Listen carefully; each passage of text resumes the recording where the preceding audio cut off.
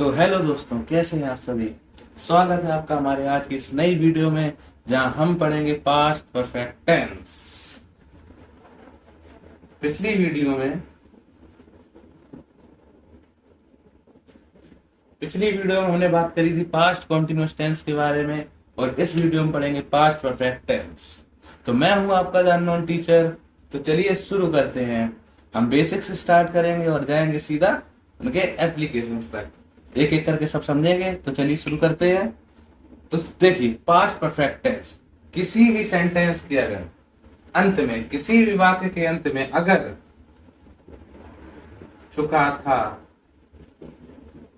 चुकी थी, चुके थे,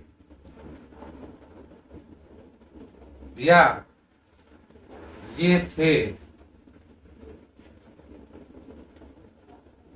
या था, ऐसे शब्द आते हैं, वो सब के सब क्या होते हैं, हमारे पास्ट परफेक्ट टेंस में आ जाते हैं। वो सारे वाक्य जैसे जैसे कि भाई अपना गृह कार्य कर चुका था, मैं पढ़ाई कर चुका था, चुकी वह बाजार जा चुकी थी। तो यहाँ पर चुका था, चुकी थी, या चुके थे, या थे, ए थे, ऐसे शब्द अगर तुम्हें देखने को मिले किसी भी वाक्य के अंत में, तो हमारा कौन सा सेंटेंस होगा, पास्ट परफेक्ट टेंस का सेंटेंस होगा। ठीक है, चलिए और समझते हैं इसके बारे में। पास्ट परफेक्ट टेंस में हेल्पिंग वर्ब कौन सी लगती है। तो देखिए, पास्ट परफेक्ट टेंस में जिस हेल्पिंग वर्ब का इस्तेमाल होता है वो होती है हमारी हैड। क्या होती है, हैड। तो यहाँ पर भी हमारा सिंगुलर प्लूरल का टेंशन एकदम खत्म, क्योंकि हैड ही सिंगुलर के साथ इस्तेमाल होता है और हैड ही प्लूरल के साथ भी इस्तेमाल होता है। और इसमें जो वर्ब की फॉर्म लगती है वो लगती है थर्ड फॉर्म। कौन सी, थर्ड फॉर्म लगती है। हमने प्रेजेंट इंडेफिनिट में भी पढ़ा था, सॉरी प्रेजेंट परफेक्ट में भी पढ़ा था हमने कि कौन सी फॉर्म लग रही थी, वर्ब की थर्ड फॉर्म लग रही थी। पास्ट परफेक्ट में भी कौन सी फॉर्म लगेगी, वर्ब की थर्ड फॉर्म लगेगी। आई होप ये बात आपको समझ में आई होगी। हेल्पिंग वर्ब, इसकी वर्ब फॉर्म, और जो हिंदी में वाक्य आएंगे तो उसमें इस तरीके से हमें वाक्य के अंत में लिखा हुआ मिलेगा। अब देखते हैं सेंटेंस बनाने का तरीका, एक एक करके जानेंगे। पॉजिटिव, निगेटिव, इंटेरोगेटिव कैसे कैसे बनाए जाते हैं। तो सबसे पहले चलिए शुरू करते हैं। मैं पॉजिटिव का समझाता हूं पहले। जब भी पॉजिटिव सेंटेंस बनाते हैं हम भी सेंटेंस की शुरुआत कहां से करते हैं, सब्जेक्ट से। पॉजिटिव सेंटेंस का मतलब है डिक्लेरेटिव सेंटेंस, एक तरीके से कह सकते हैं हम लोग। सब्जेक्ट से स्टार्ट करेंगे, उसके बाद हमारी क्या आएगी, हेल्पिंग वर्ब। हेल्पिंग वर्ब हमारा क्या है, हेड है। उसके बाद वर्ब आएगी, कौन सी वर्ब की, थर्ड फॉर्म, वर्ब की थर्ड फॉर्म आएगी। उसके बाद आएगा हमारा ऑब्जेक्ट, उसके बाद आएंगे हमारे other words, then full stop. Subject, फिर हेड, फिर वर्ब की थर्ड फॉर्म, ऑब्जेक्ट, फिर other words and full stop. ये हमारा पॉजिटिव या फिर अफर्मेटिव या फिर डिक्लेरेटिव, कुछ भी कह लो इसको। पॉजिटिव कह लो, चाहे अफर्मेटिव कह लो, चाहे डिक्लेरेटिव कह लो। अच्छा, इसको लेकर एक एग्जांपल देखते हैं। जैसे मैंने लिखा सोहन अपना गृह कार्य कर चुका था। सोहन अपना गृह कार्य कर चुका था। तो एंड में कौन सा शब्द आया हमारा, चुका था। आया कि नहीं आया, और बस इतना ही है इसमें। अब देखते हैं कैसे बनाया जाएगा सेंटेंस। सबसे पहले हमारा सब्जेक्ट क्या है, सोहन। सोहन सब्जेक्ट था तो सोहन को लिखेंगे हम। उसके बाद आएगा हमारा क्या, हेड, हेड आएगा हमारा। उसके बाद आएगा क्या, वर्ब की थर्ड फॉर्म। वर्ब की थर्ड फॉर्म हमारी वर्ब, पहली बात तो वर्ब ढूंढो। वर्ब क्या है, गृह कार्य करना यानी होमवर्क, और होमवर्क करना यानी डू। होमवर्क तो हमारा अदर वर्ड्स में ऑब्जेक्ट में ऐड हो जाएगा, लेकिन होमवर्क कर रहा है ना, तो करने को इंग्लिश में क्या कहेंगे, डू। तो डू की थर्ड फॉर्म क्या होती है, डू, डिड, डन। डिड इसकी सेकंड फॉर्म होती है, डन इसकी थर्ड फॉर्म होती है। तो रोहन, सोहन हैड डन क्या, अपना गृह कार्य। अच्छा, जब भी तुम्हें अपना, स्वयं ऐसे शब्द देखने को मिले तो ये जो अपना वर्ड है, शब्द है, इसकी जगह पे जो लगेगा, क्या लगेगा, वो सब्जेक्ट के अकॉर्डिंग लगेगा। किसके अकॉर्डिंग लगेगा, सब्जेक्ट के अकॉर्डिंग। सब्जेक्ट हमारा क्या है, सोहन है। सोहन एक लड़के का नाम है, तो लड़के के लिए लड़के का जो पजेसिव फॉर्म होता है वो क्या होता है, हिज। क्या होता है, हिज। और ऑब्जेक्ट हमारा क्या है, होमवर्क।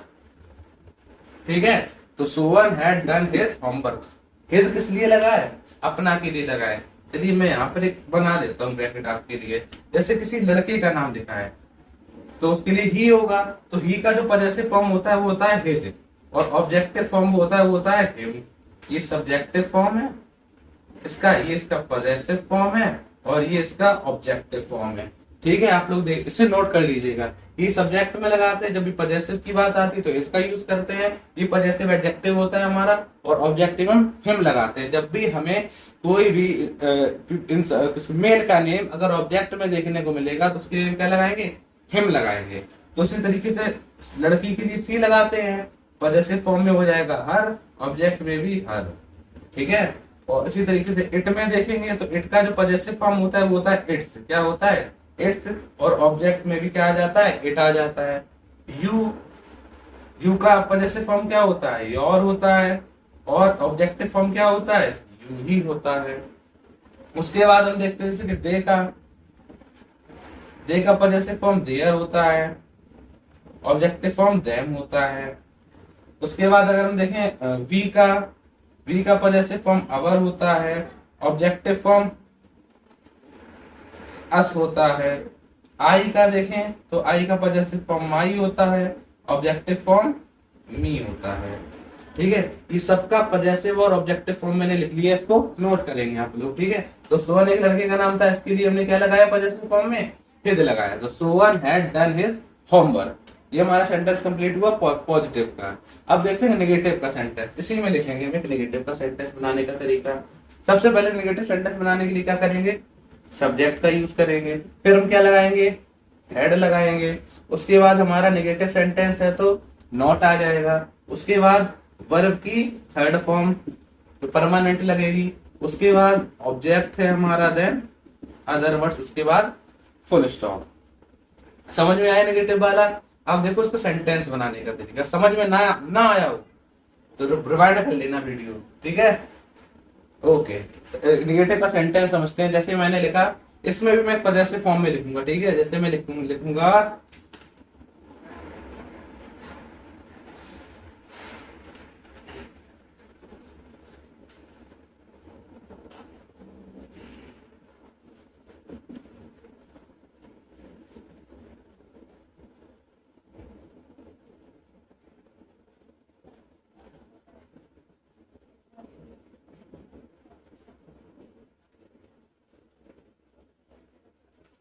कल का सेंटेंस, वे अपना मैच खत्म कर चुके थे।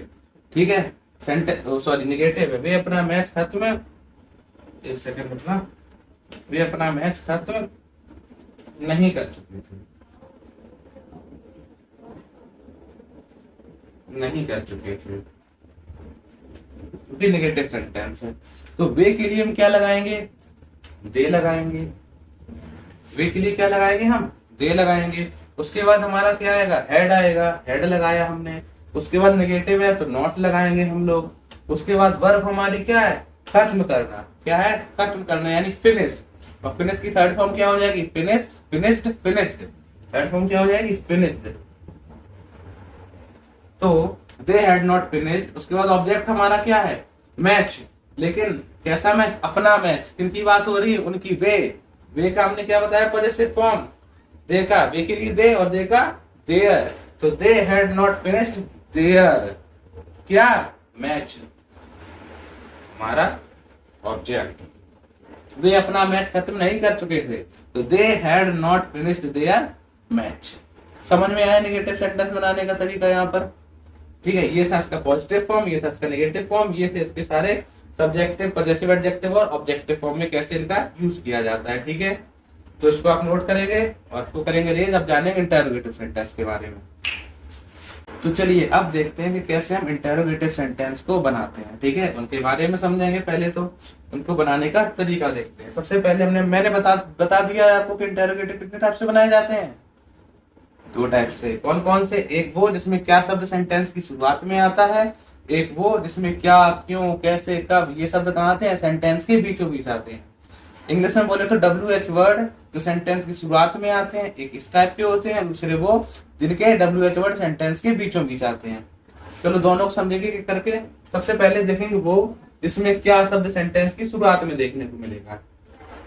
ठीक है, तो जब भी हमें क्या शब्द सेंटेंस की शुरुआत में देखने को मिलता है, तब हम सेंटेंस की स्टार्टिंग कहां से करते हैं? हेल्पिंग वर्ब से करते हैं। हेल्पिंग वर्ब हमारी हेड है, उसके बाद आएगा हमारा सब्जेक्ट, उसके बाद आएगी हमारी मेन वर्ब है जो वर्ब की थर्ड फॉर्म लग जाएगी उसमें, उसके बाद आएगा हमारा ऑब्जेक्ट, देन अदर वर्ड्स, उसके बाद क्वेश्चन मार्क, जो बहुत ज्यादा नेसेसरी है। सबसे पहले हेड, सब्जेक्ट, फिर वर्ब की थर्ड फॉर्म, फिर ऑब्जेक्ट, फिर अदर वर्ड्स। ठीक है, ये इंटरोगेटिव सेंटेंस बनाने का तरीका। अब इसको लेकर एक सेंटेंस समझते हैं। जैसे मैंने लिखा, क्या क्या पिताजी क्या पिताजी दफ्तर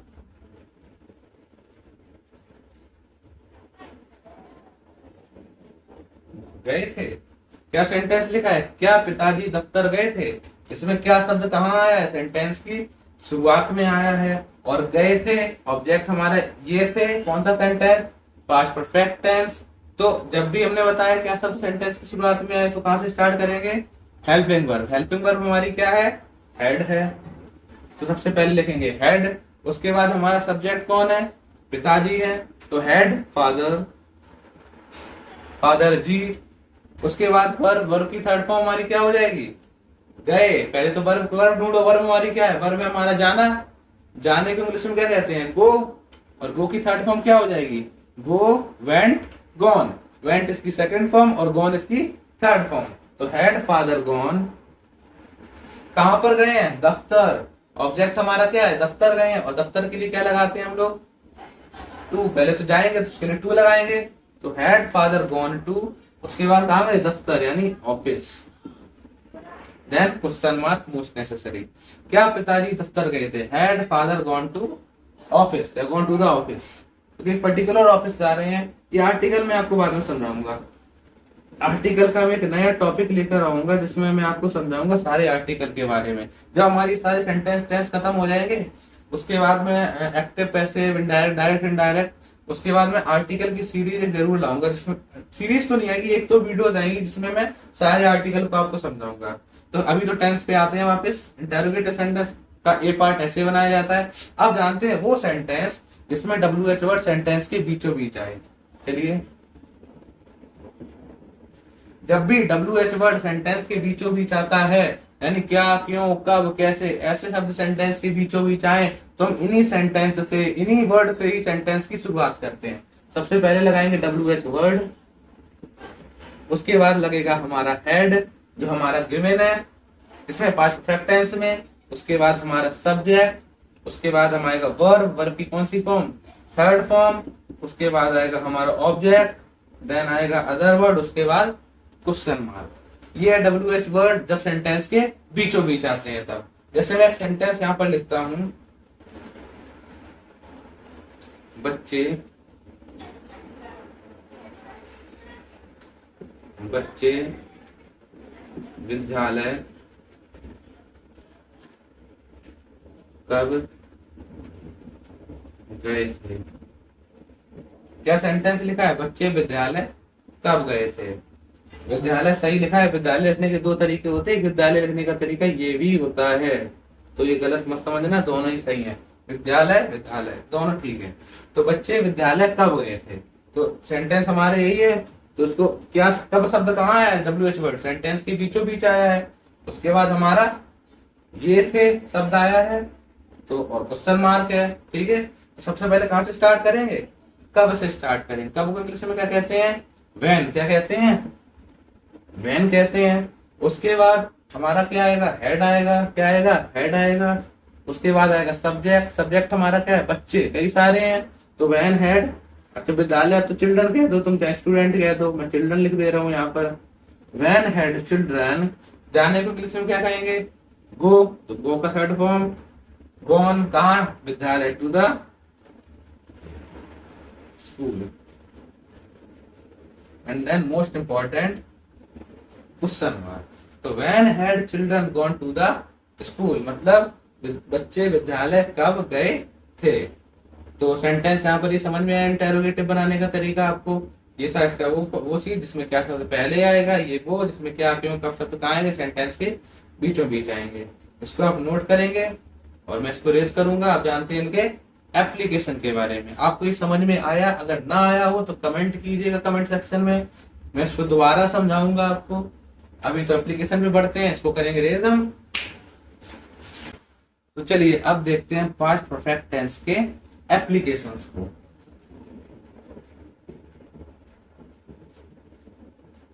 एक एक करके इनके एप्लीकेशन को समझेंगे। तो पहला एप्लीकेशन पास्ट परफेक्ट टेंस का क्या है। सबसे पहला एप्लीकेशन आता है showing sequence of events in the past. मतलब क्या है, मतलब कई सारे इवेंट, कई सारे नहीं, जब दो या दो से ज्यादा इवेंट्स जब पास्ट में होते हैं, लगातार सीक्वेंस वाइज होते हैं, तो ऐसे सेंटेंस में हम एक सेंटेंस हमारा कौन सा होता है, पास्ट परफेक्ट टेंस का होता है।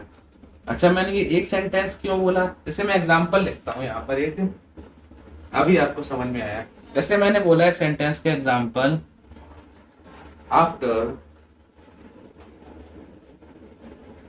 शी हैड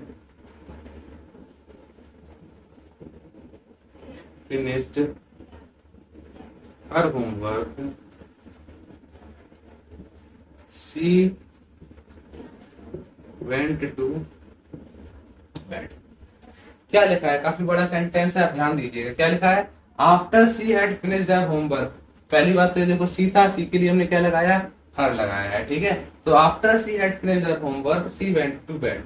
यहाँ पर दो सेंटेंस आपको देखने को मिल रहे हैं, एक सेंटेंस ये लिखा है और दूसरा सेंटेंस ये लिखा है, ठीक है। अब ध्यान दीजिएगा, मेरी बात को ध्यान से सुनिएगा। अच्छा एक बात बताइए, सबसे पहले क्या हुआ, सबसे पहले उसने अपना होमवर्क किया है या सबसे पहले वो सोने गई है, मतलब लेटने गई है।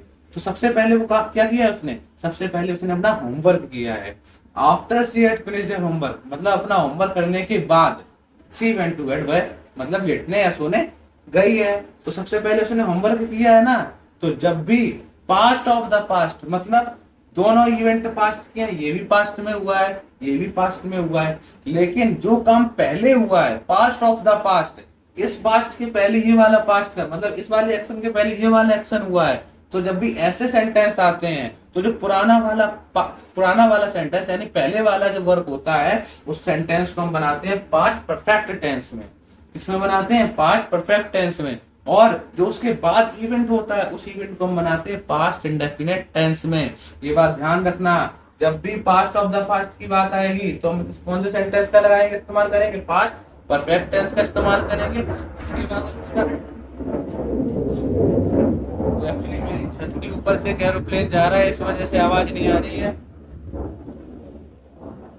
चलिए, after she had finished her homework, कैसा सेंटेंस है, पास्ट ऑफ द पास्ट की बात कह रहा है। और she went to the bed, वह बेड में बाद में, ये उसके बाद का सेंटेंस है। तो ये सेंटेंस हम किसमें बनाएंगे, पास्ट परफेक्ट टेंस में बनाएंगे। और उसके बाद जो काम होगा उस सेंटेंस को हम किसमें बनाएंगे, पास्ट इंडेफिनिट टेंस में बनाएंगे। ठीक है, बात समझ में आई कि नहीं आई।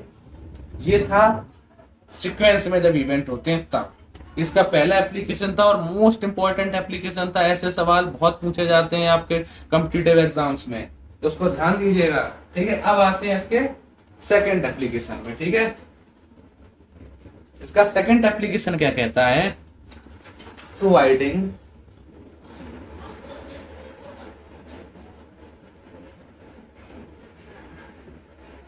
Background applications.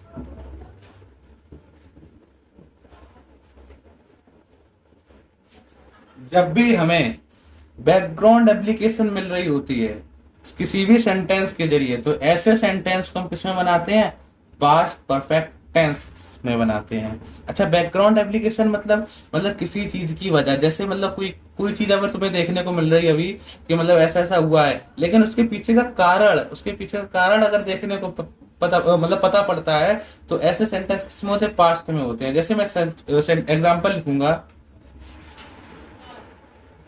She was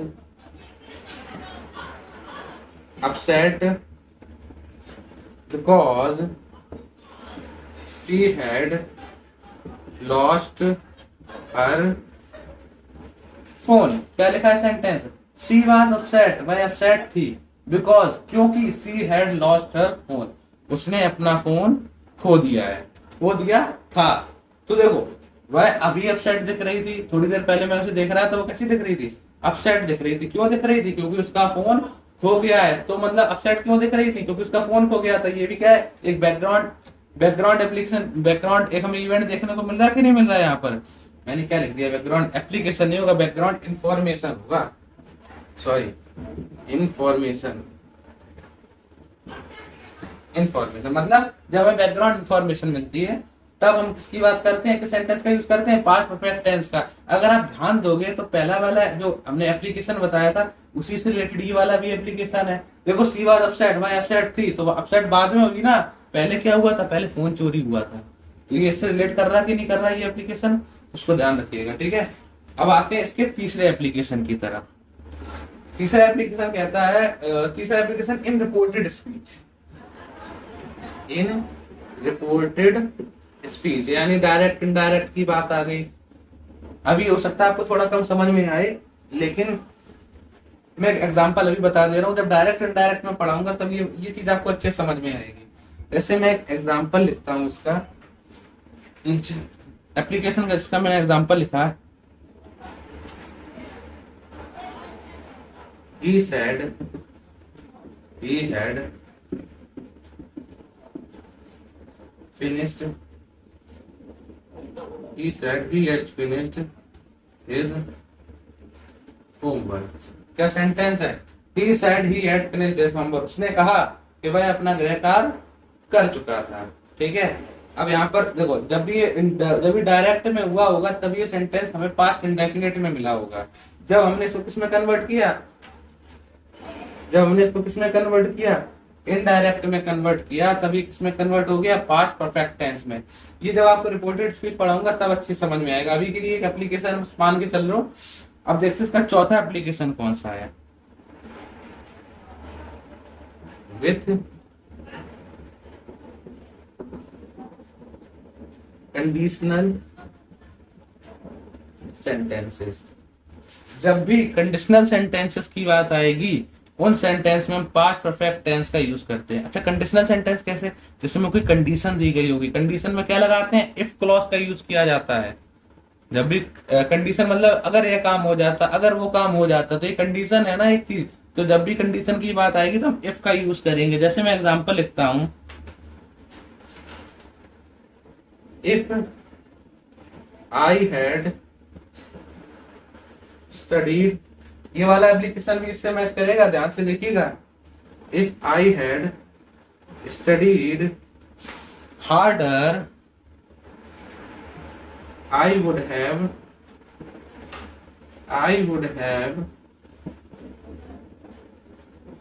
passed the test.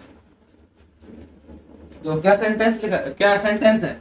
If I had studied harder, अगर मैं कठिन परिश्रम करता, मतलब और भी ज्यादा कठिन परिश्रम करता, तो मैं टेस्ट में पास हो जाता। तो यहाँ पर इफ हमारा कंडीशन बता रहा है, ठीक है। मतलब ये भी पास्ट ऑफ द पास्ट की बात हो रही है, मतलब पहले वो कठिन परिश्रम करता, बाद में तो अच्छे नंबर आते।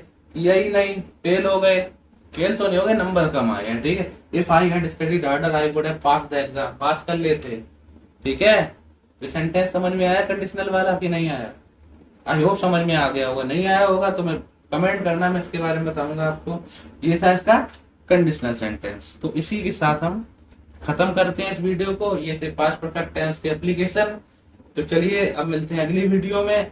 आपको जो चीज समझ में ना आई हो कमेंट सेक्शन में कमेंट करना आप, और आगे हम वीडियो में पढ़ेंगे पास्ट परफेक्ट कॉन्टिन्यूअस टेंस के बारे में। तो चलिए आज के लिए इतना ही, बाय बाय। इसको करेंगे रेस।